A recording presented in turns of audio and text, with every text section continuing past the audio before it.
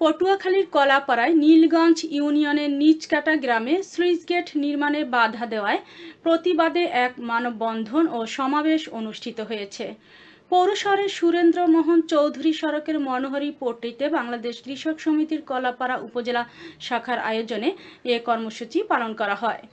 বাংলাদেশ কৃষক সমিতি কলাপাড়া উপজেলা শাখার সভাপতি জি.এম. মাহবুবুর রহমানের সভাপতিত্বে বক্তব্য রাখেন কমরেড নাসির উদ্দিন, কৃষক সমিতি কলাপাড়া উপজেলা শাখার প্রচার ও প্রকাশনা সম্পাদক নয়না ভিরাম গাইন, কৃষক অমল ঘরামি।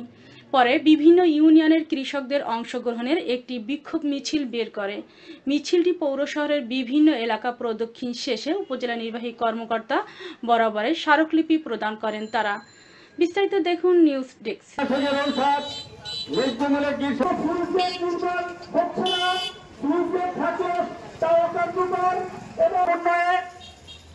বৈঠক ডাকেন এবং ওই বৈঠকে রেগুলেশন প্রদান করছে একটি মহল, তার বিরুদ্ধে আজকে কৃষকরা 500 গ্রাম বেশি দেওয়া যাবে না, 40 কেজিতেই বর্ণিত হবে।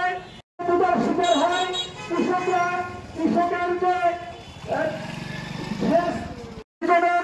সমন্বয়ে তিনি বৈঠক ডাকেন এবং ওই বৈঠকে